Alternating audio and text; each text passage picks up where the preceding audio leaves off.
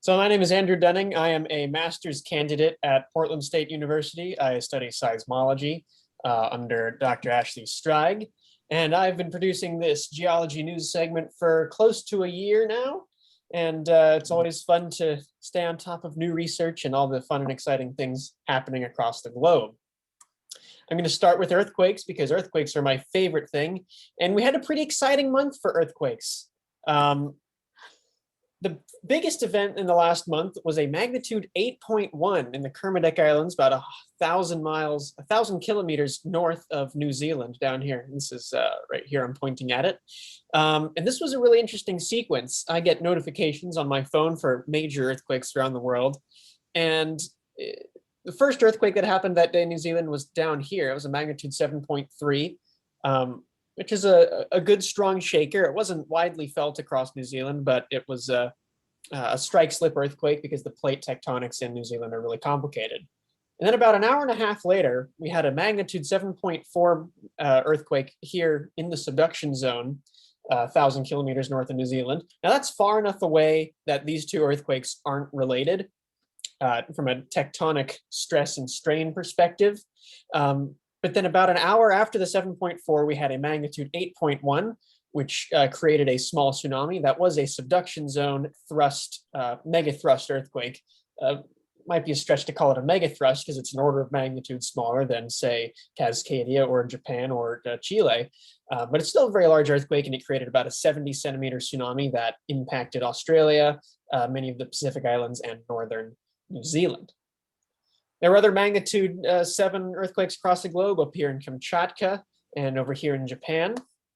This magnitude 7 in Japan was one day after the 10th anniversary of the 2011 Japanese earthquake and tsunami. And there were numerous magnitude 6 earthquakes across the globe, including a well-known one in Croatia. Oh no, this one's in Greece, excuse me. There was magnitude 6.3 in Greece that damaged many buildings and caused numerous injuries. I haven't found any reports of death. There was another one of similar size in Algeria. There we go. And zooming into the United States here. This is all of the earthquakes since January 30th above magnitude 2.5. You can see activity here in the Walker Lane and in the northern San Andreas zone. This normal background activity. These are all primarily aftershocks from the Monte Cristo earthquake and Ridgecrest earthquakes, both in 2019. There's some interesting swarms over here in Texas. This is a gas field, so it's probably related to not fracking. It's not related to fracking. It is related instead to deep disposal wells, which are injecting fluid into depths in the crust where earthquakes can generate, because fracking happens at too shallow of an area for earthquakes to generate. Similar earthquakes across Oklahoma here. Not quite near the major fault, the Mears fault that runs through Oklahoma, but close enough to be interesting from a seismological perspective. And we had an interesting event in Iceland that began about a month and a half ago.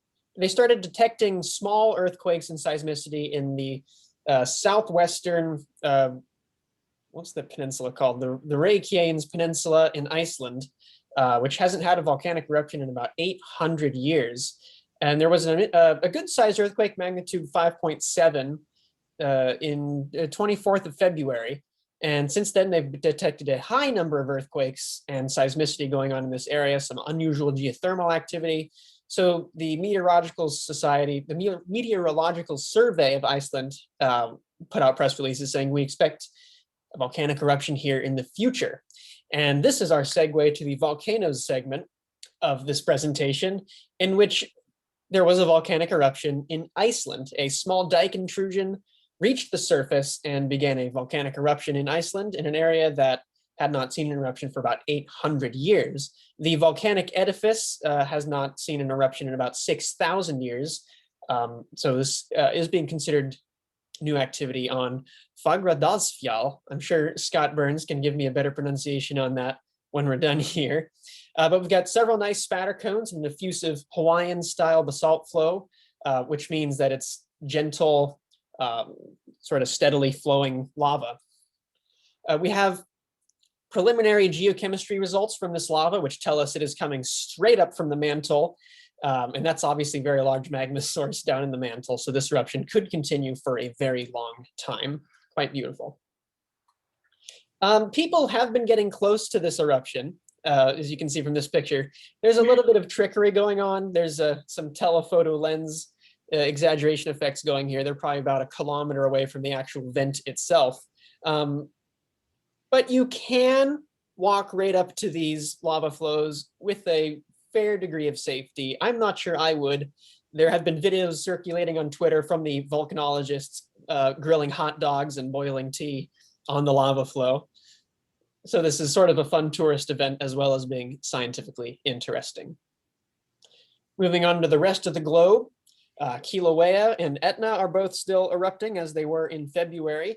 There are currently 38 ongoing or new eruptions. And there's an interesting earthquake swarm within the actual mountain above ground edifice of Mauna Loa in the East Rift Zone, suggesting that some magma is beginning to move upward into the mountain. We've been detecting ongoing inflation within the mountain of the shallow magma chamber about since the eruption ended in 1983 there. And additionally, the lava dome at La Soufriere in St. Vincent has been growing at a little bit a more rapid pace than it was before. When it just started, it was a cute little round circle in the bottom of the crater here, and now it is filling a substantial portion of the caldera at the volcano. This is on the island of St. Vincent in the Caribbean. We'll move on to some new research now. This was an exciting time for new research. The Perseverance rover on Mars, which landed back in February, is finally getting to work, and we've been targeting some rocks along the way. This first rock is called Maz, and that's Navajo for Mars. A lot of the new features that Perseverance rover is discovering and identifying are being named after Navajo words, and that's just a choice they made to collaborate with the Navajo Nation on naming features on Mars. We don't have full science results from this rock yet, but we expect it to be mafic in composition. So that's a basalt, which we have lots of around here. And it's either going to be a solid piece of basalt, lava flow, or it's going to be basaltic sediment cemented together. I'm leaning more towards the solid piece of basalt interpretation of this, but we'll find out probably in a couple of weeks. Oh, and the button didn't show up, but what you're hearing now, you can't hear it because I haven't enabled sound. There it is. Go back. Oh. Uh-oh.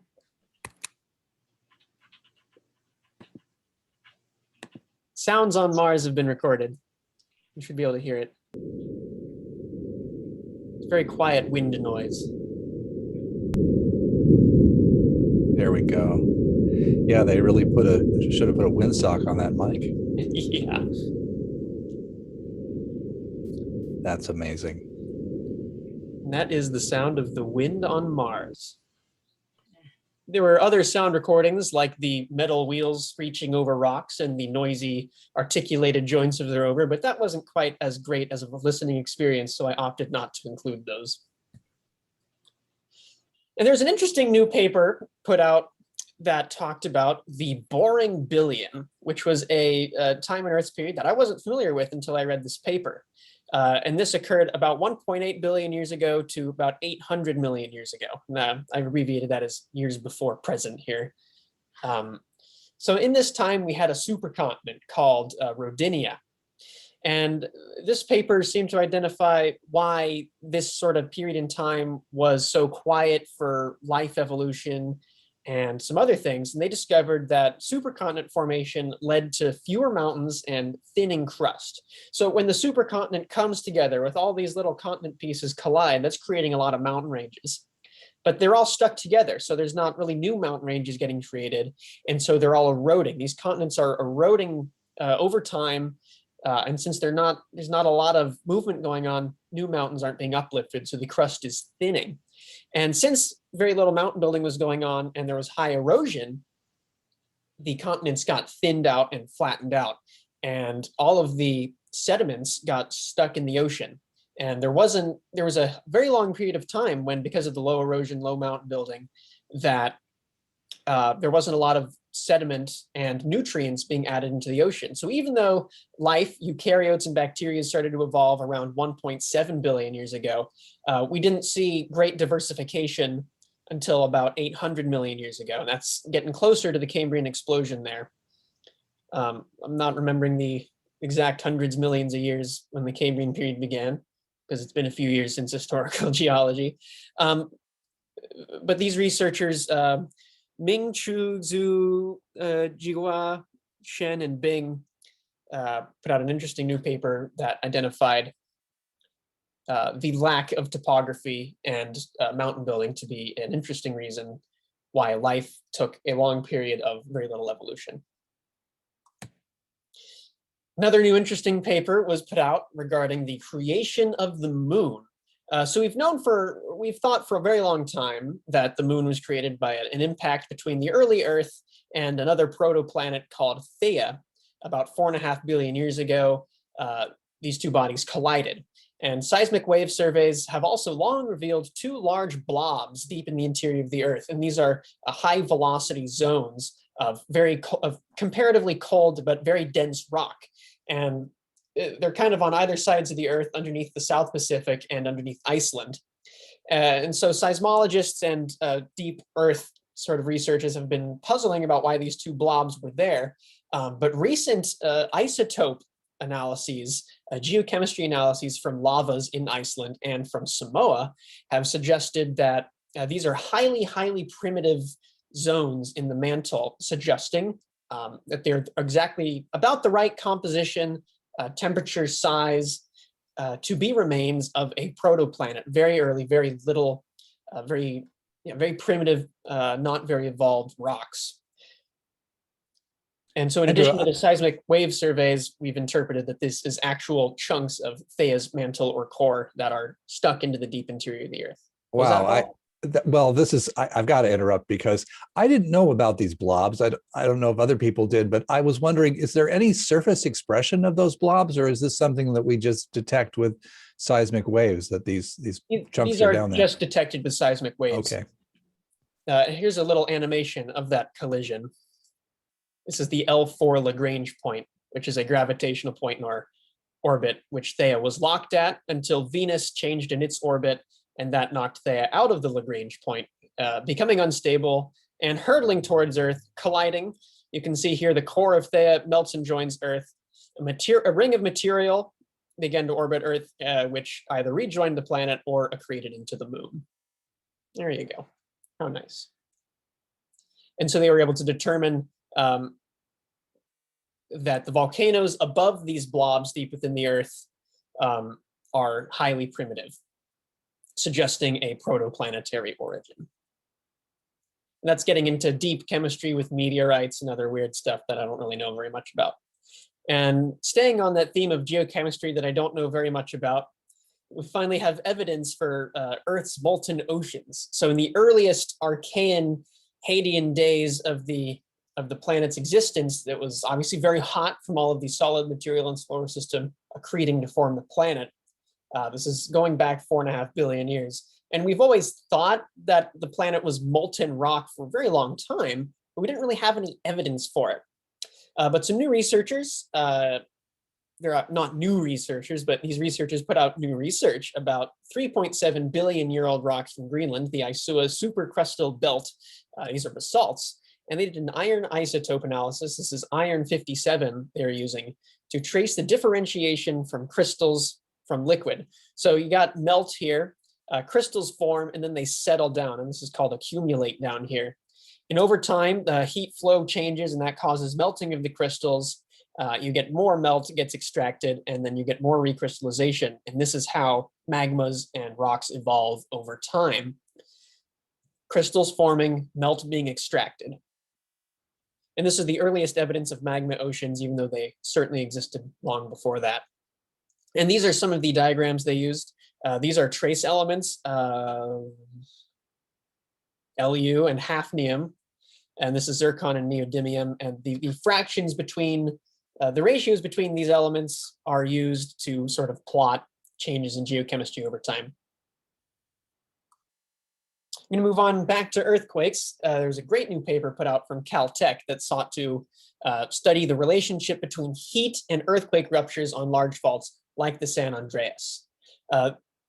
So they measured very low background heat generated from tectonic friction. This is the Pacific plate and the North American plate colliding. So we expect there to be a lot of friction in that process and a lot of background high heat flow.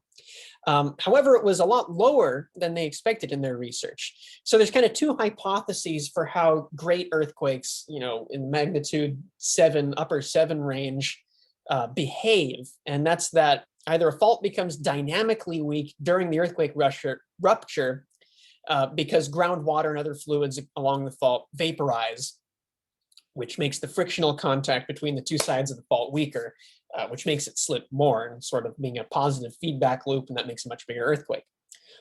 Or faults are always weak because there's always fluids there, and that means that an earthquake will be big no matter what, and there's no dynamic stress in there. I'm sort of on the fence between which model I like better. I need to study more about that, especially since I'm studying earthquakes. But the findings from this paper about low background heat will improve future models of the San Andreas's behavior. So that's very interesting. A little bit technical. I don't want to get into it too far because it's quite technical. This is one was very interesting to me.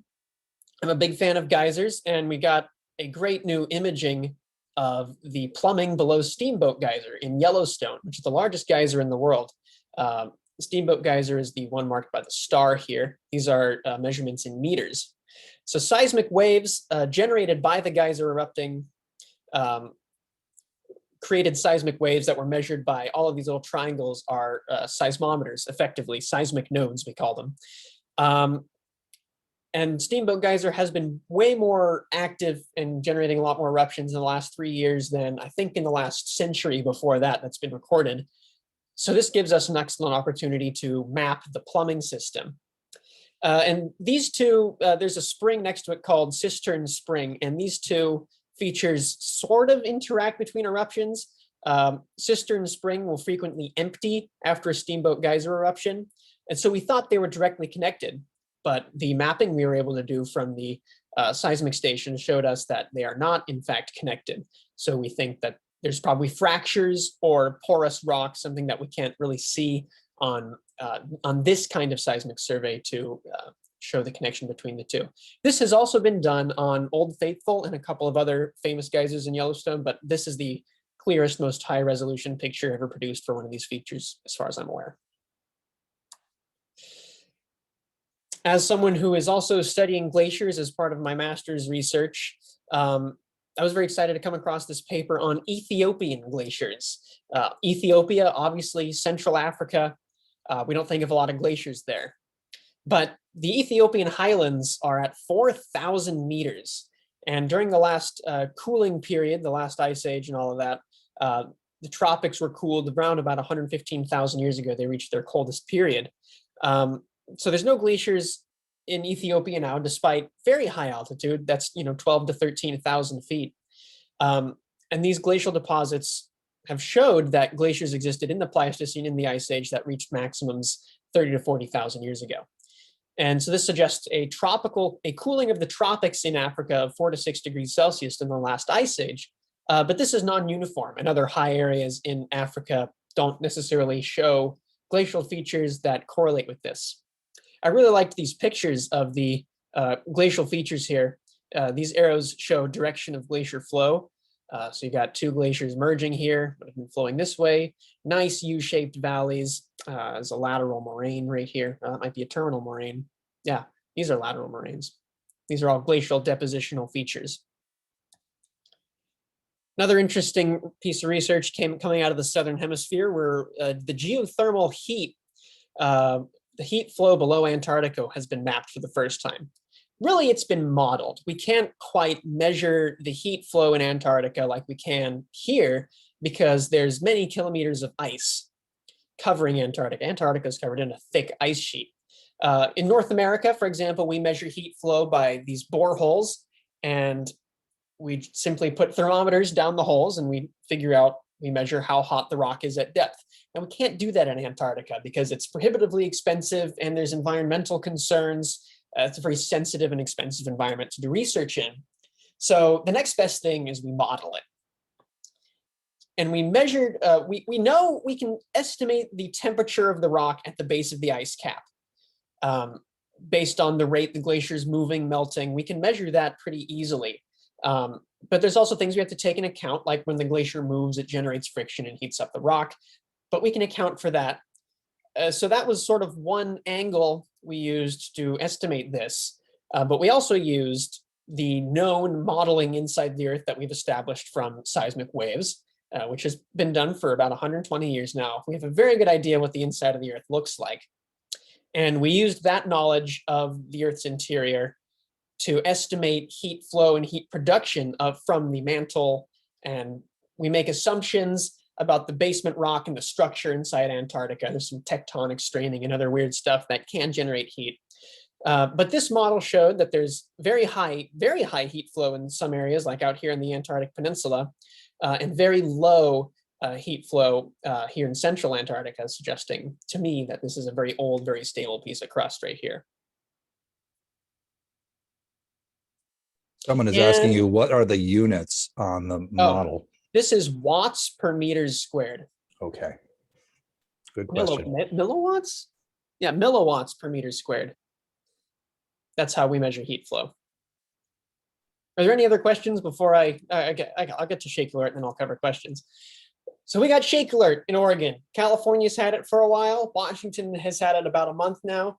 And we got Shake Alert about 2 weeks ago on March, what was that, March 11th? On the anniversary of the 2011 Tohoku earthquake. And that gives us alerts seconds to minutes before shaking begins. If you're on an iPhone, it would look exactly like this. It's not something you have to install. This is a statewide program that every phone will get an alert like this in the event of an earthquake. And when an earthquake happens, you get two kinds of waves. You get a P wave and an S wave.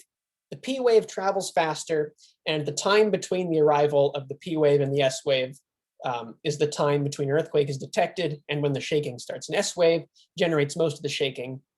So there's a time difference between those two. When a P wave is detected, you get a warning, which will give you seconds and maybe a minute for a very far away, very large earthquake to drop cover, hold on, and protect yourself in the event of a major earthquake.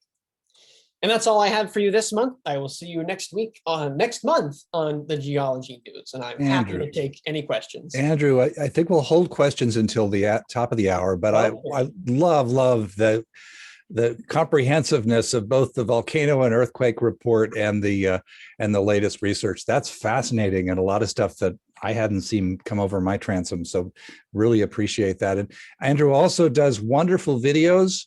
And Andrew, what's your YouTube channel? It is called Better Geology. Better Geology. And it's interesting because a lot of us, and Andrew, you've inspired me. A lot of us have in the past year found ourselves focusing a lot more on video production and audio production and so forth. And even this meetup, we're kind of drawing from a tradition of talk shows and podcasts like This Week in Tech or the Weekly Space Hangout. And among that, I think audio is maybe the most important. And also the most important is the conversation between people.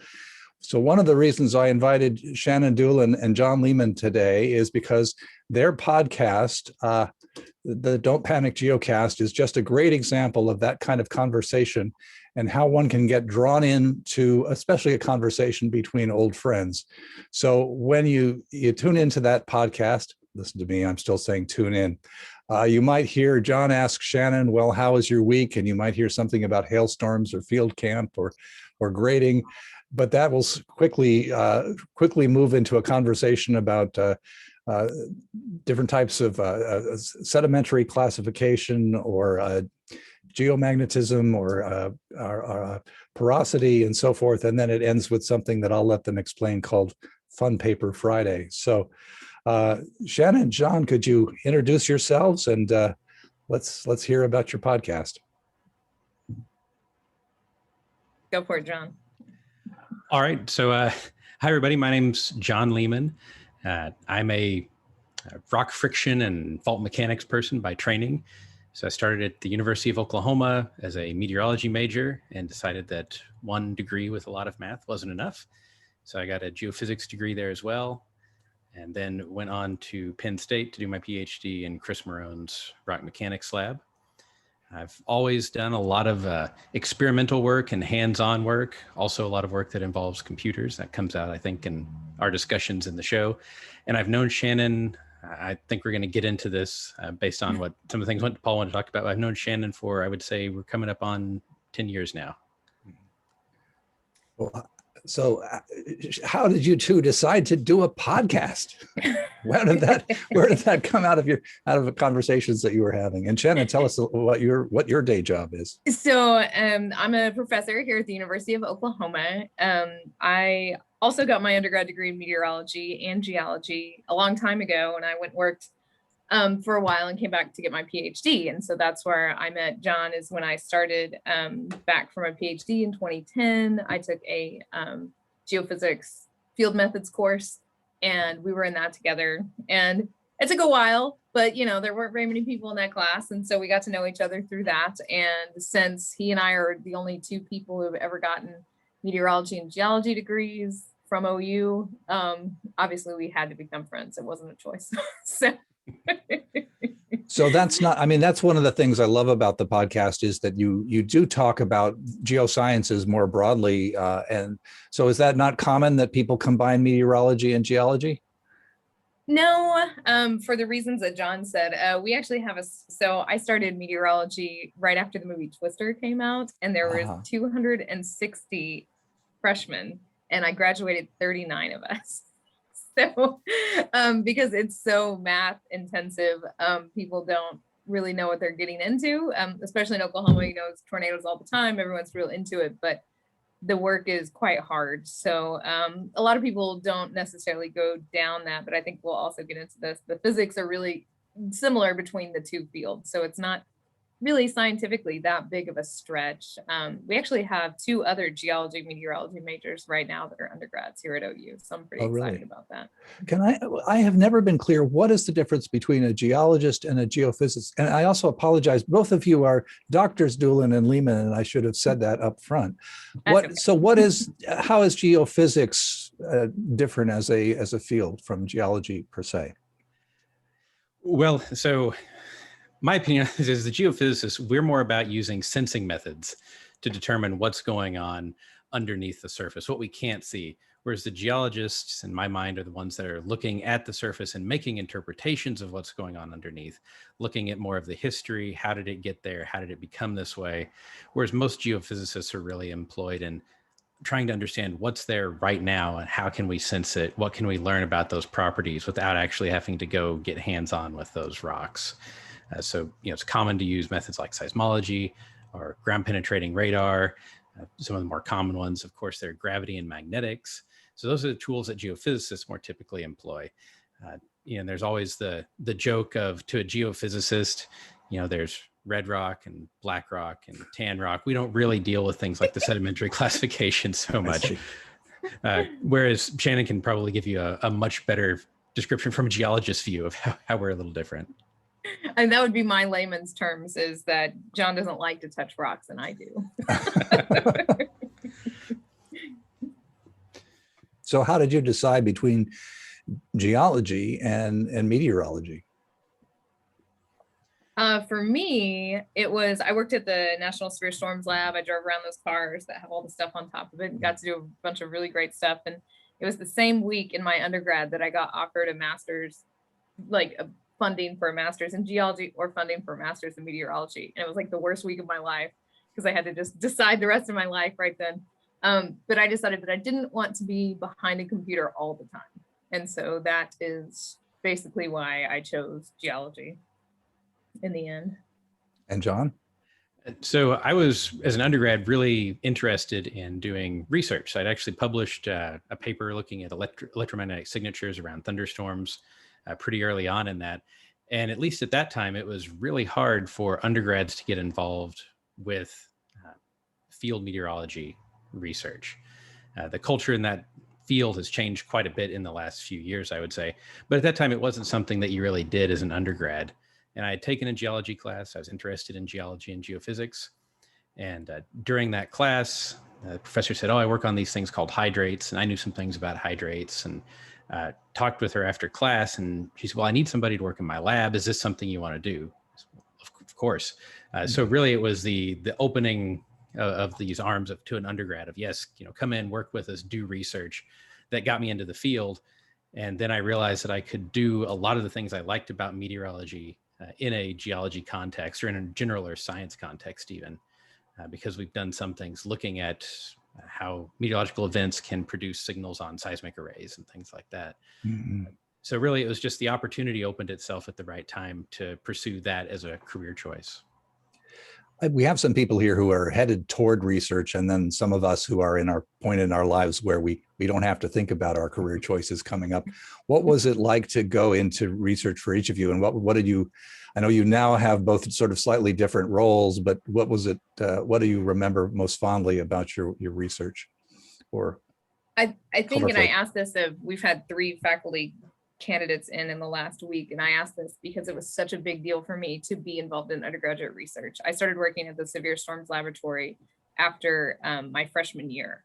And so I know I was fairly aggressive because I knew it's what I wanted to do and trying to get out there. And I worked both there and in a paleomagnetics lab. So I did geology research and meteorology research. As an undergrad, I got to go to Scotland and work on geology, like magnetics in Scotland. And so I think undergraduate professors that allow undergraduates to work in their labs, like, they make the difference in people's lives, because I didn't really know what I wanted to do, but this is how I got to where I am today. And I'm more of a teaching professor than a research professor, but I still have a research program, and I still have, graduate students and everything as well. Although my other job is being the director of our field camp, so that takes up a lot of time too. So you mentioned Peliomag, I think, and could you explain what that is? And is it really, really easy to do? No. So what I do is I go out into the world and I take this chainsaw. It's super fun, and it's modified to have a coring device on it. And I wind up coring little rocks that look like this. So I've got a little core here. That's what they look like. Yep. Okay. And so we orient them in the field. Here's my orientation mark on here. And we go back and we stick them in a magnetometer, and all that does, I mean, it's quite complicated, but what it does is it looks at the magnetization that's inside these little rocks. And so when rocks form, they can get magnetizations, or when something happens to them later in their lives, they can get magnetizations. And what I'm looking for is, what are the age of those magnetizations? Based on an existing chronology that we have of the reversals that. That's one way that we can do it. Okay. Yeah, and then just the directions of the magnetic field and so this was something that Andrew talked about. So as continents move, the rocks are constantly acquiring Earth's magnetic field at that time, so we can actually work out the geometries of where the continents were. And paleomagnetism is how we did that in the first place. So what is that like when you get it into the lab? And tell me again, maybe you said it, but how do you preserve the orientation of the sample? Oh, so if you're looking at if you walked up to any rock outcrop, right, we take this chainsaw and we just drill straight into it. And so this has been cut, but it comes out a core. It's usually about this long. And we have a compass on a stick that we stick down there, and then we wind up making that mark on it based on that compass reading. So that's how we orient them. I see. Yeah. And John's had to, this endeavor is not, it takes a lot of upfront work, because you don't know until you get back to the lab and you've cut everything if there's actually magnetization in the rocks. Not all rocks have a magnetization, and I've made John carry lots of water and field equipment for me on. Well, one of my early field experiences was carrying 5-gallon jugs of water to lubricate this chainsaw up some very, very steep slopes out in Colorado. Yes. That's one thing I love about geology, is the combination of the high tech and low tech for the research. So low tech. How we get these out, like we have a rock, and it's called the beating rock, and you just stick a screwdriver and you whack that rock on it, and it pops these cores right out of the rocks that they're in. So and then when you get it back to the lab, what do you? It's really boring. Like looking at the lab is really boring because everything just takes place inside this big metal tube. And the process is magnetization is a vector. So if like this pencil with the arrow here, over time we have to heat it up and then measure it, heat it up and then measure it. And as we do that, we reveal this direction. And that's where we match it up to our known directions of Earth's magnetic field. And we can tell the timing. You heat it up and measure it. Okay. Yep. Mm-hmm. Right. Yeah. And I just am going to put in the chat. I've got some pictures actually on our website, on my company's website, of Paleomening Lab, so you can see what it looks like inside these magnetically shielded rooms that Shannon gets to spend a lot of time in.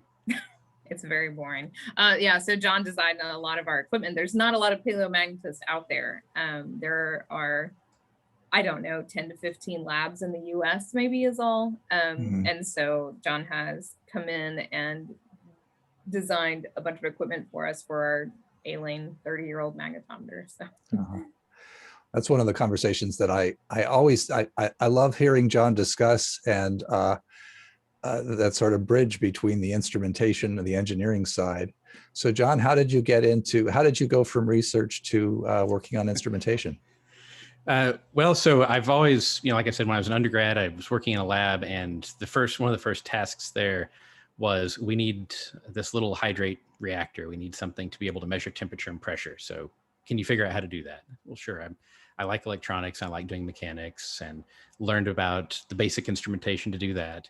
And then in grad school, spent a lot of time trying to determine really very small movements on laboratory faults. So, these faults that Andrew was reporting on are huge kilometer scale things. My fault was 100 millimeters by 100 millimeters in the lab. So I was doing very tiny measurements of magnitude -4, -5 earthquakes. So there's a lot of designing the actual hardware to do that and working on the sensors and systems to be able to resolve that. And I really enjoyed that. And so what ended up happening was towards the end of grad school, I made what I called my crazy wall of all these Post-it notes of, okay, I can go and do research, or I can go and, work for the man, whoever the man is in corporate life, or I can start doing things with my own company. And it ultimately decided that doing instrumentation to solve those problems for scientists was what I wanted to do. Though I enjoyed the research, I really enjoyed the technical challenge of solving those problems that they just thought were pesky. They wanted to get to the science, do these experiments. And I really enjoyed the engineering that bridged that, and heard lots of complaints of, we hired an engineering firm to do this, and they don't understand how research works. We don't know all the numbers. We don't know exactly what we need to do. So that's the bridge that I endeavored to make. And that's what I get to do for a day job now, is measure things that people want to measure that haven't been measured before generally. And your day job, again, if you didn't say it already, is called? Yes. So I run a company called Lehman Geophysical. We're a small custom instrumentation and consulting firm, now based in Northwest Arkansas. And I'm actually sitting in our shop right now, but thanks to this virtual background, you don't get to see a lot of what's going on. But we do beginning to end design work. So if somebody comes and says, I want to do this experiment, we help them design the equipment to do it. We've got a full machine shop and machinist that actually manufactures this. We've got a group, our couple of folks that do, for example, these are, well, if it's going to, background might cut me off there. Yeah, there we go. So we design and manufacture our own circuit boards for whatever application they need, do all the programming for that, calibrate the instrument, and then deliver it. So we're a full manufacturing facility. Wow. And this is so important to the sciences, because just like John said, engineering and sciences aren't necessarily the same thing. And so, I had a science question, this thing is broken, but John knew, how to make a magnetometer. So he knew exactly what needed to be done, which if you worked with an engineering firm, it'd be 900 times as long, 900 times as expensive, because they'd have to learn all that stuff too. So, and this is why John doesn't sleep, basically, because that's a really unique thing. And I think it's really important for people to realize that you can take these different paths to get here. And like Right. that's a very important place, you know, to support other scientists. I'm kind of fascinated by the way science leaps in progression with advances in instrumentation. And I mean, some of the stuff we're seeing out of seismic tomography really seems to be the sort of leading edge. Are there areas, John, in the instrumentation that you work on that you feel you're really excited about? You see it's progressing a lot in the next decade? Oh, for sure. And a lot of it has to do with light.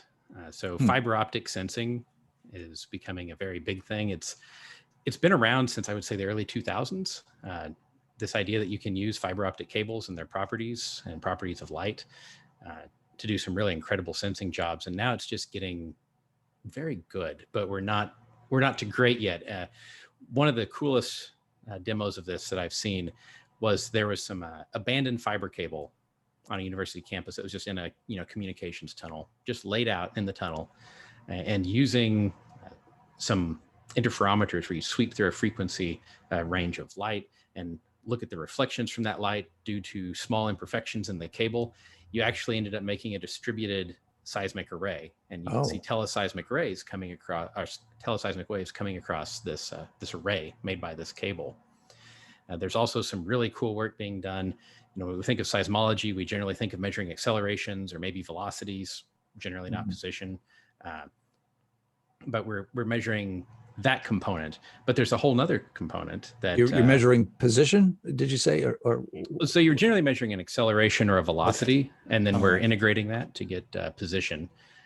Since measuring position at these low frequencies is a little bit trickier business, because you've got to say teleseismic surface waves are coming across you. They're 20-second period or something like that, very long period waves.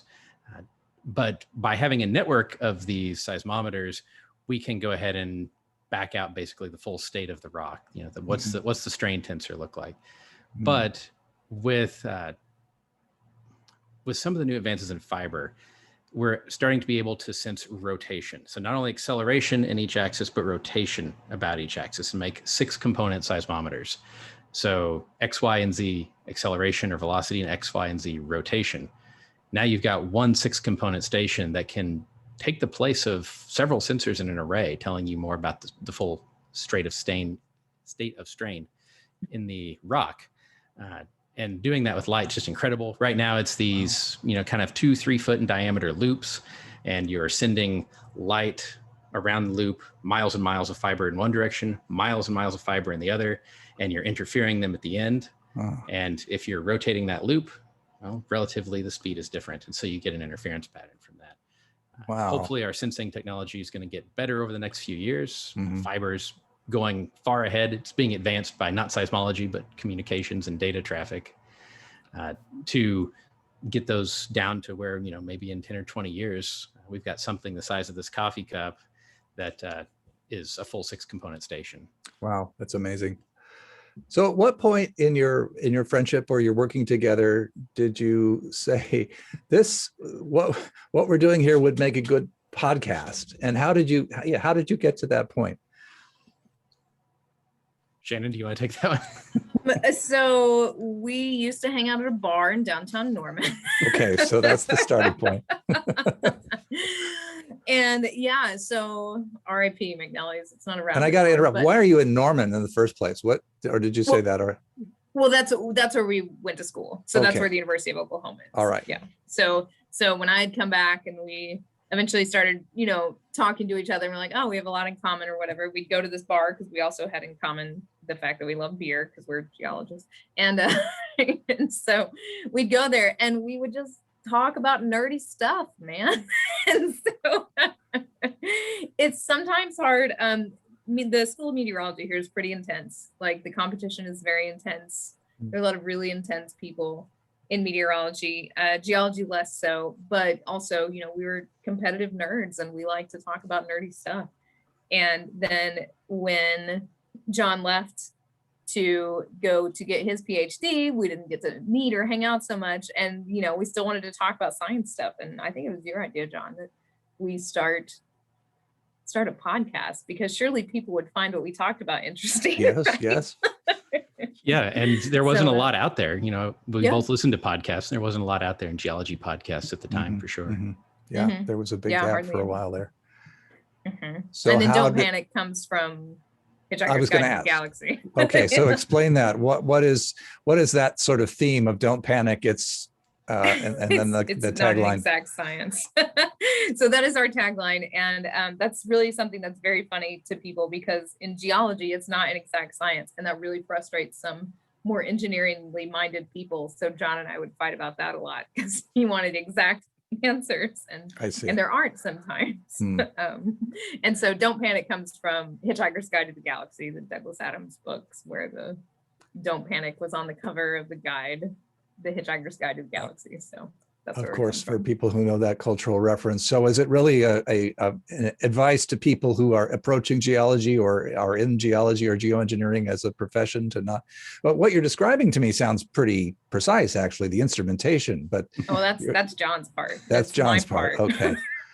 So how much preparation do you're having your podcast once a week on the average, and how much preparation actually goes into it? And I want to ask you about your audio equipment, but I'll save that. I don't want to lose my audience, so I'm going to save that for a little later. How much preparation? We're six years in, John. Yeah, something like that now. Yeah, so we're 6 years in, and I remember fighting in the beginning. I'm like, no, let's do this once a month. And John was like, no, once a week. I'm like, oh, good Lord. But it's totally the way to keep a podcast audience too, is to always, come out with material at the same time. And at first we would practice. We have a shared Google Doc where we put our notes and our ideas, and we'd practice together and do all this stuff. And then we finally decided that was sort of antithetical to what we wanted to do, which was just meet and have, chicken wings and a beer and talk about geology. So we started to relax a lot more. And so our prep, and some prep is harder than others, depending on what the subject is and how much we know about it. But it's definitely less than a lot of our other podcaster friends do. Yeah, I would say we spend, if it's a topic that we're very familiar with, we may not have to spend that long at all. We, of course, prep for the fun paper segment, and we'll put some notes together just to sort of guide the conversation so we don't have too many dead spots. But if it's something that neither of us are very familiar with, some of my favorite shows that we did were relatively early on, were the shows on time. I think it's 2 episodes on how we keep time, how all the different time standards, some of them are 13 seconds different. That drives somebody like me that deals with sub-second data absolutely insane. So how does that all work? I probably spent 20 hours on those 2 shows learning about all these different time standards. So it really varies. Well, that's one of the things that's the most delightful about podcasts in general. And I can't tell you how many household tasks, laundry, dishes, gardening, your voices have accompanied me. And I think one of the things that is most appealing is the freshness of that conversation, and that you're both, you're both interested in what the other person has to say. I think that's one of the things that really sort of definitely draws me into that. I'm glad you say that, because there are definitely times that we're talking about geology and I can tell John is asleep and he doesn't care. So I'm glad that we faked you out. Well, he does a good job of faking that interest, and so I appreciate that. Now, Shannon, you're teaching. Do you want to say a little bit about what that sort of bridging that world between research and teaching, and especially what that's been like in the past year, or when everything has been virtual, or it's been maybe terrible. Not everything?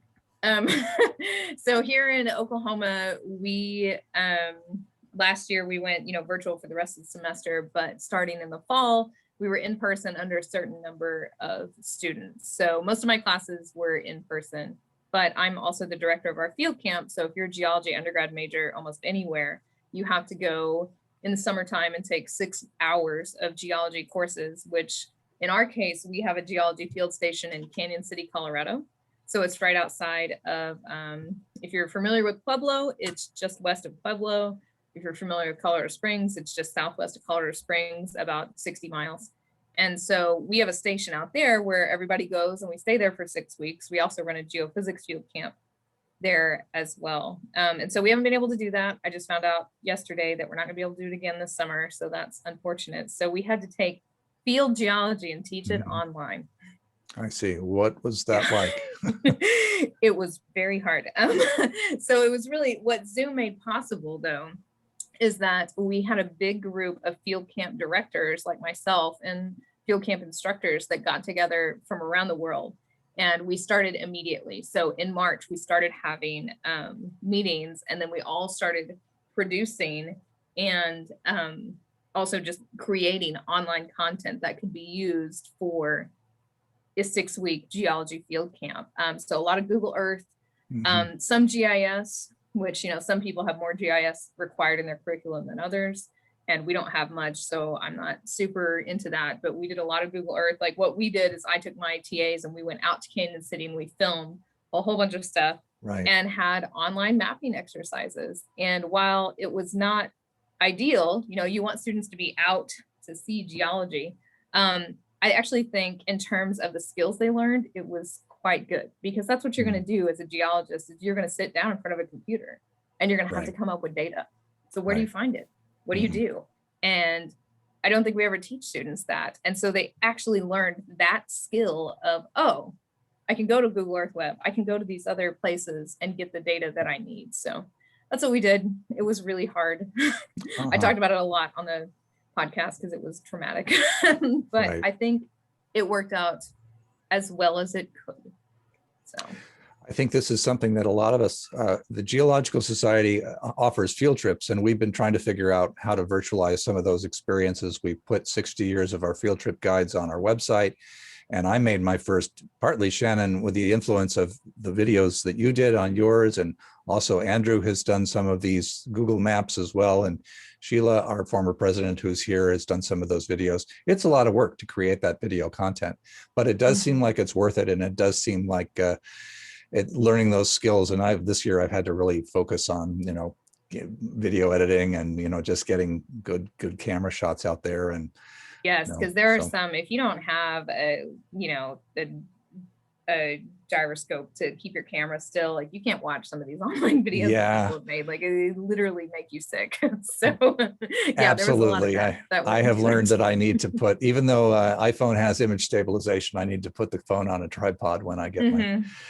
my, so I'm going to ask you real quickly 2 questions, and then Carol, I think we're going to go maybe 2 minutes past the hour. The one question is, what's your audio? What's your audio setup? This is more for me than anyone else. Fancier than mine. Okay. I just have a Rode Podcaster mic, and then, you know, some fancy Sony headphones is all I use. But he's got a full board and setup. I'll let him talk about it. So I also have the same Rode Podcaster USB mic, which I use when I'm traveling or when I have to not have the other set up for some reason. It's fantastic. I'm actually right now on an Amazon Basics mic that they no longer make at my shop. That's also amazing for a USB mic. The setup I use normally is actually from Alicia White of the Embedded.fm podcast. It's their old setup, which is the Rode Podcaster XLR mic and the Scarlett, I believe it's the iX5 mixer and mic to USB interface. All right. And you record into what? We record straight into Audacity, and then we do multi-track editing for post. All right. Well, thank you. You've answered my question very thoroughly. It's wonderful that, and I'm glad that Zoom allows us the opportunity to have out-of-town guests. And someday, you know, the part of the world that you live in is very exotic to me, I've been here in the Pacific Northwest for 40 years. Have you ever been out to Oregon or Washington? And what was most striking to you about our geology out here? So my friend and I took 3 of our 4 children, one of them didn't exist yet, on a 6,000-mile road trip to Oregon and Washington, which was crazy, but also awesome. And we camped on the northern part of California on the coast, right outside of Crescent City. And the coolest part was telling my friend who is not science inclined, she's a first grade teacher and could care less about me rattling on about science. Not because she's a first grade teacher, but just because she doesn't care about me talking. And I said, do you see these rocks up here? All those big boulders? Those are from tsunamis. And she said, what? And so I got to do the whole full rip 9 talk and all that jazz. And I don't think she slept for 2 weeks. It was great. So just actually getting to see those tsunami deposits up on the wall of that canyon was the coolest thing. And we stayed at Mount Rainier for a week. And so we never saw the top of the mountain. And I've flown into Seattle a few times and I've always seen the top. And then I saw the bottom when we stayed there. So I don't believe it actually exists. It's one thing. So that's reasonable skepticism, it seems to me. yeah. Yeah, we often don't see the mountain for a long time. Yeah, and I've never actually had the opportunity to go to the Pacific Northwest. It's the only segment of the country that I've never been to, but that's going to change soon because I've got to go up there for a training class here in a few months, and that'll be my first time up there. So I'm looking for some good places to go see. Well, we have some recommendations. We would, of course, always recommend Dr. Bill Orr's book of Oregon Geology and Dr. Melanie Miller's Roadside Geology of Oregon. And we've got a few field trip guides on our website, gsoc.org, for people to peruse. John and Shannon, you are as delightful in person as you are in my ears when I'm out pulling weeds. So thank you for making the time. We're going to, in just a couple seconds, I'm going to have Carol turn off the recording. I don't see a lot of questions in the chat. This is the time where I have to, step outside and check the oil on the internet because I've been sitting here for 2.5 hours. So again, I want to thank you and Andrew also for your wonderful work today. Carol, I'm going to have you turn off the recording.